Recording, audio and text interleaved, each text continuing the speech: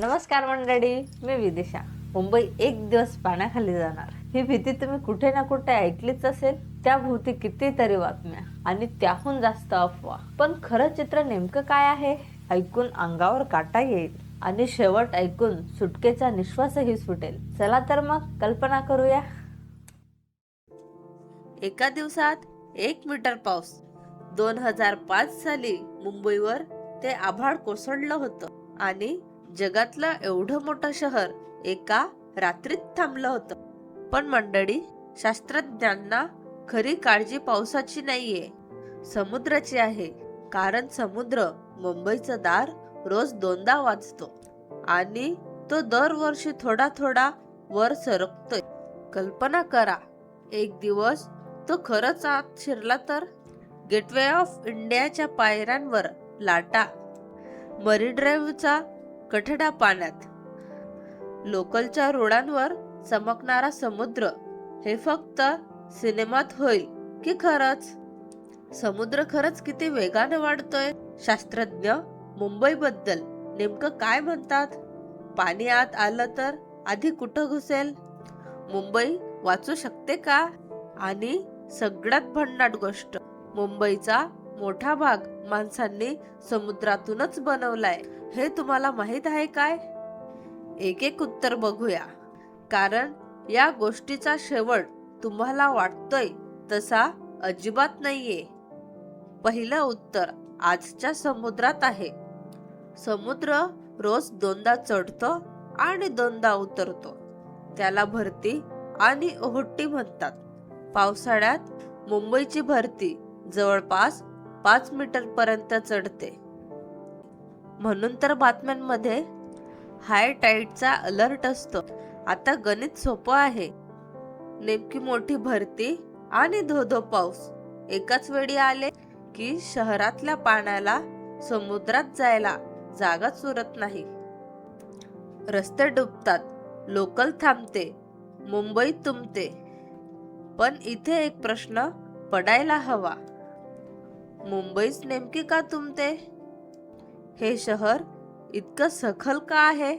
त्याचं उत्तर 250 वर्ष जुनं आहे आणि ते ऐकून तुम्ही थक्क व्हाल. मंडळी, आजची मुंबई पूर्वी एक शहर न होतच. होती 7 वेगवेगळी बेट. कुलाबा, छोटा कुलाबा, मुंबई, माझगाव, परळ, माहीम आणि वरळी. मध्ये समुद्र. एका बेटावरून दुसऱ्या बेटावर जायला होडी लागायची आणि मोठी भरती आली की मधल्या सखल भागात समुद्र घुसायचा. मग 250 वर्षांपूर्वी लोकांनी एक धाडसी निर्णय घेतला, समुद्राला चढवायचं. वरळीची खाडी बांध घालून बंद केली. कशासाठी? भरतीचं पाणी शहरात घुसू नये म्हणून. म्हणजे बघा, मुंबईचा पहिला मोठा प्रोजेक्टच मोठी भरती विरुद्ध होता आणि पुढची 150 वर्ष मुंबई समुद्रात भर घालत गेली. खाड्या बुजल्या, बेट जोडली गेली, 7 तुकड्या एक शहर झालं. आजचा मरीन ड्राईव्ह, नरिमन पॉइंट, तिथे पूर्वी लाटा उसळायच्या. म्हणजे गंमत बघा, समुद्र मुंबईत शिरतोय ही अर्धीच गोष्ट आहे. आधी मुंबईत समुद्रात शिरली आहे, मग आता तो परत का येतोय? कारण पृथ्वी तापते. त्याला ग्लोबल वॉर्मिंग म्हणतात. ध्रुवांवरचा बर्फ वितळून समुद्रात मिसळतोय. पण खरी गंमत वेगळीच आहे. गरम केलेली कुठलीही गोष्ट फुगते, पाणी सुद्धा. समुद्र केवढा प्रचंड, त्याचं पाणी थोडं जरी फुगलं तरी पातळी वर चढते. म्हणजे समुद्र फक्त भरत नाहीये, तो फुगतोय सुद्धा. आणि हे कुणाच्या अंदाजाने नाही. मुंबई जवळ समुद्राची उंची 100 वर्षाहून जास्त काळ मोजली जाते. शास्त्रज्ञांचा अंदाज आहे 2050 सालापर्यंत समुद्र आणखी विदभर वर असेल. आणि एका विदभराने काय बदलतं ते आता ऐका. मुंबई डुबणार ही हेडलाईन तुम्ही वाचलीच असेल, पण जागतिक शास्त्रज्ञांनी नेमकं काय म्हटलंय ते नीट ऐका. 2050 सालापर्यंत दक्षिण मुंबईतले काही सलग भाग वर्षातून किमान एकदा भरतीच्या रेषेखाली जातील. म्हणजे मुंबई कायमची डुबणार नाही, पण दर पावसाळ्यात पाणी जास्त आत येईल, जास्त वेळ थांबेल. त्याच वेळी दुसरीकडे काही भागात जमीन हळूहळू खचते. समुद्र वर, जमीन खाली, हे कुठपर्यंत जाऊ शकते हे बघायचंय. इंडोनेशियाची राजधानी जकार्ता, तिथली जमीन काही ठिकाणी वर्षाला 20 सेंटीमीटर खचते. मग एक प्रश्न उरतो, मुंबईची ही लढाई मुंबई हरणार का? आणि इथेच गोष्टीला वळण मिळतं. आठवा, मुंबईची पहिलीच मोठी लढाई समुद्राशी होती. 250 वर्षांपूर्वी भरती अडवण्यासाठीच पहिला बांध बांधला होता आणि ती लढाई मुंबई जिंकली. आणि जगात एक देश असा आहे जो हीच लढाई रोज जिंकतोय, नेदरलँड्स. सुमारे 70 वर्षापूर्वी एका महाभयंकर वादळाने त्या देशाचा मोठा भाग पाण्याखाली घातला. त्या दिवशी त्याने ठरवलं, पुन्हा कधीही नाही. आज त्या देशाचा 1/4 हिस्सा समुद्र सपाटीच्या खाली आहे आणि तरीही लोक तिथे बिंदास राहताय, शेती करताय. कसं? धरणं, भिंती आणि महाकाय दरवाजे. रॉटरडॅम शहराजवळ समुद्रावर 2 प्रचंड लोखंडी दरवाजे उभे आहेत. मोठं वादळ आलं, माणसाने ठरवलं तर समुद्रासोबत जगता येतं. आणि मुंबईकडे तर एक खास ढाल आधीपासूनच आहे.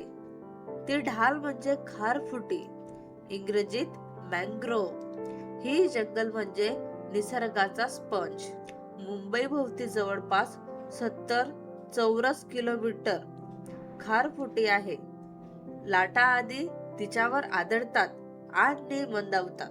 भरतीचं पाणी ते धरून ठेवते, सावकाश सोडते. पगार न घेता 24 तास राबणारी मुंबईची सिक्युरिटी. पण ही ढाल आपणच जपायला हवी. आणि मंडळी, ते जमतं याचा पुरावा मुंबईतच आहे. वर्सोवाचा किनारा. 10 वर्षापूर्वी तिथे कचऱ्याचे अक्षरशः डोंगर होते. एका वकिलाने ठरवलं, आपला किनारा आपणच साफ करू. दर रविवारी माणसं जमू लागली. हजारो टन कचरा निघाला. जगातील सगळ्यात मोठी बीच सफाई असं युनोनेच म्हटलं. तब्बल 20 वर्षांनी त्या किनाऱ्यावर कासवांची पिल्ल परत आली. कचरा नाल्यात नाही, कचरा कुंडीत. खारफुटी तोडायची नाही, जपायची. आणि पावसाळ्यात भरतीच्या मोठ्या तारखा लक्षात ठेवायच्या. भिंती आणि पंपांचं काम सुरू आहेच. म्हणजे खरा प्रश्न मुंबई डुबेल का हा नाहीच. खरा प्रश्न आहे, आपण समुद्राशी कसं वागणार. म्हणून मंडळी, पुढच्या वेळी समुद्र बघाल ना, तेव्हा हे आठवा, तो रोज 2दा येतो आणि रोज 2दा माघारी जातो. 250 वर्ष मुंबई आणि समुद्र शेजारी शेजारी राहताय. कधी भांडत, कधी जुळून घेत. गेटवे ऑफ इंडियाच्या पायऱ्या आजही कोरड्या आहेत. कारण ही गोष्ट संपलेली नाही, ती रोज लिहिली जाते. आणि या गोष्टीची पुढची ओळ ती तुमच्या आमच्या हातात आहे. आता तुम्ही सांगा, समुद्र शेजारच्या मुंबईसाठी तुमच्या मनात एखादी जबरदस्त आयडिया असेल तर कमेंट मध्ये नक्की लिहा. मी प्रत्येक कमेंट वाचते. अशा भन्नाट प्रश्न आवडत असतील तर चॅनलला सबस्क्राईब करायला विसरू नका. भेटूया पुढच्या प्रश्नात. तोपर्यंत कुतूहल जपा.